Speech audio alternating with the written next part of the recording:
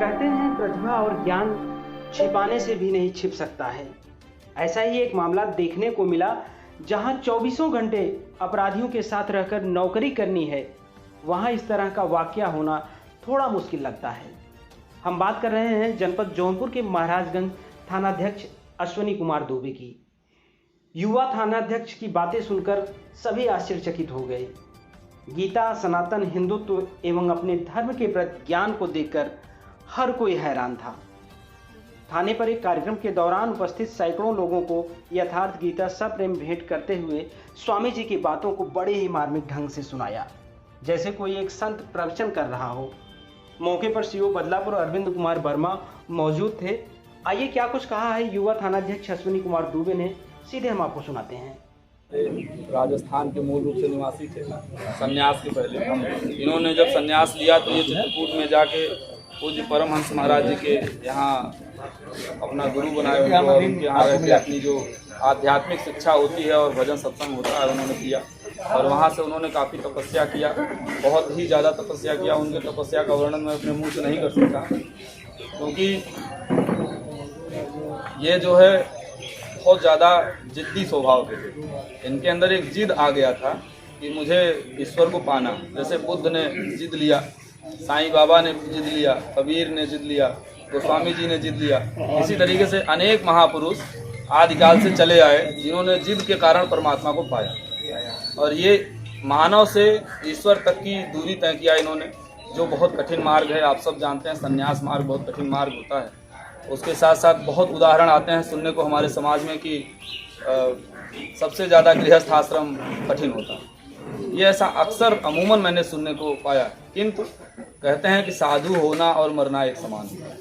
अगर आपने घर छोड़ा है, परिवार छोड़ा है, समाज छोड़ा है, धन दौलत प्रतिष्ठा छोड़ा है, तो आपने बहुत बड़ा त्याग किया और उसी त्याग का परिणाम होता है परमात्मा की प्राप्ति। जब तक आप अपने आप को पूर्ण रूप से त्यागी नहीं बनाते, संन्यास का मतलब होता है समूल इच्छाओं का न्यास। जब आपकी इच्छाएं खत्म हो जाएं, तब आप पूर्ण रूप से सन्यासी कहे जाते हैं। संन्यास का मतलब ये नहीं हुआ कि हमने जनेऊ, शिखा, सूत्र या घर द्वार परिवार छोड़ दिया तो हम सन्यासी हो गए। ये संन्यास नहीं। संन्यास का मतलब जब पूर्ण रूप से हर एक देखी हुई, देखी सुनी वस्तुओं से हमारा न्यास हो जाए, हमारा मन जब हमारे वशीभूत हो जाए, कंट्रोल में आ जाए, और जब हम केवल और केवल ईश्वर के प्रति समर्पित हो जाएं, एक ही अनुराग केवल मन में चले, तब हम मानते हैं कि हम सन्यासी हैं। तो उन्होंने उसी अवधारणा के साथ घर को छोड़ा था और बहुत कठोर तपस्या, बहुत साधना किया उन्होंने। एक एक हफ्ते, एक एक महीने तक बिना अन्न बिना जल के चित्रकूट जैसे घनघोर जंगल में, जहाँ पे शेर की दहाड़ नॉर्मली ऐसे ही सुनाई देती थी जैसे हम लोग अपने खेतों और खलिहानों में गाय और भैंस की आवाज़ें सुनते हैं, इसी तरह से वहाँ शेर की दहाड़ सुनाई देते थे। और ये पैदल गए थे वहाँ। इन्होंने साधना किया, भजन किया, बहुत कठोर तपस्या किया। एक बार तो ऐसा हुआ कि भजन करते करते ये बेहोश हो गए जंगल की झाड़ी में।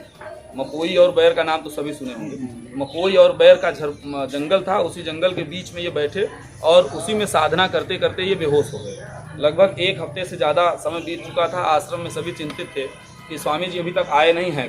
तब तक एक चरवाहा आता है और पूज्य गुरु महाराज से कहता है, दादा गुरु महाराज से, परमहंस महाराज से, कि आपके एक साधु वहाँ जंगल में एक बैर के नीचे बेहोश पड़े, जाके देखिए मर गए हैं या जिंदा हैं, हमें नहीं।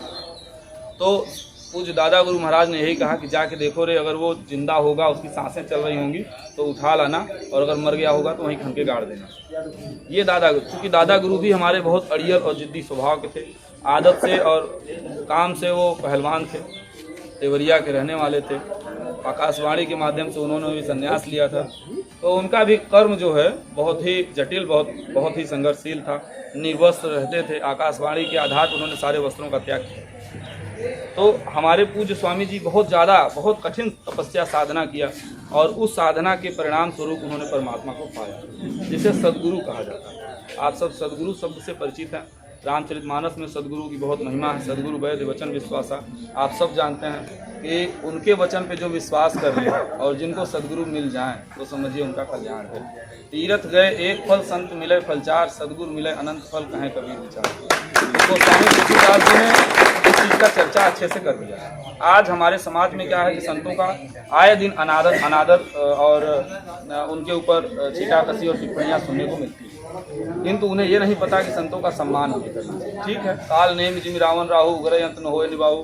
कुछ भेषधारी ठग भी साधु बने और साधु समाज को अपमानित किए, किंतु उनकी वजह से सारा साधु समाज गंदा नहीं हो सकता, सारे संत समाज गलत नहीं हो सकते। तो हमारा कर्तव्य है हमें संत समाज का सम्मान करना।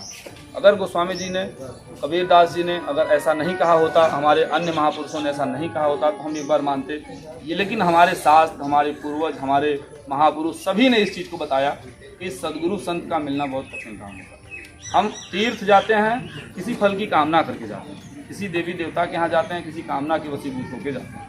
गीता में भी लिखा है कामैस तैस तैर हतक ज्ञानम प्रपत्ति अन्य देवता। कामनाओं से जिनकी बुद्धि आक्रांत है वो अन्य देवी देवताओं की पूजा करते हैं। ये गीता में, मैं गीता की बात बोल रहा हूँ, मैं अपनी बात नहीं बोल रहा हूँ। और न तो किसी सामान्य व्यक्ति की ये कथन है, ये कथन है एक योगेश्वर भगवान का, और अनुरागी संत अर्जुन के लिए उन्होंने ये बात बोला।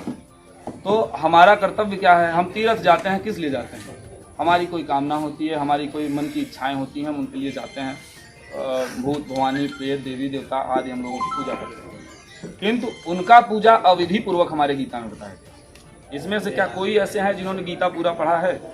2-4 बार आप पढ़े, एक आप लोग पढ़ेंगे। अच्छा, तो ऐसे है कि हमारे हिंदू समाज में, हमारी हिंदू धर्म शास्त्र क्या है कितने लोग जानते हैं? हाथ उठाएं, बताएं मत। हिंदू धर्म शास्त्र क्या है? केवल हाथ उठा लें बस, बताएं मत, क्योंकि मैं हो सकता है पूछ लूं लेकिन पूछूंगा नहीं। देखिए अब ये कितने मतलब लज्जा की बात है कि हम हिंदू हैं लेकिन हमारा धर्म शास्त्र नहीं। अब ऐसे लज्जा में हमको शर्म के मारे डूब मर जाना चाहिए, चुल्लू बता। क्यों? मुस्लिम के बच्चे से पूछिए उनका धर्मशास्त्र क्या है, बताएगा पूरा।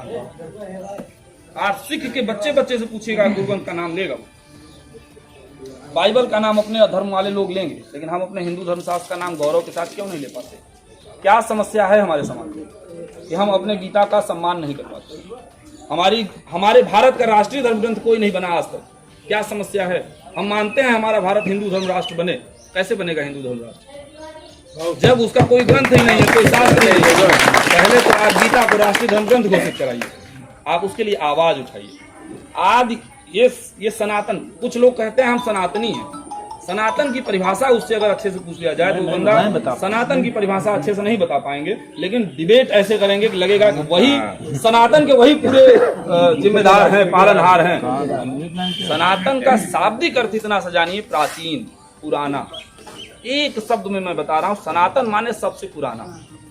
इसीलिए हम कहते हैं हम गौरव से हम सनातनी हैं। सबसे पुराना धर्म हमारा है। उस समय न हिंदू था, न मुस्लिम था, न सिख थे, न ईसाई थे। सूर्य ने मनुष्य कहा गीता को। यही आदि शास्त्र, यही गूढ़ शास्त्र। इति गुह्यतमम शास्त्रम मिद मुक्त मयान।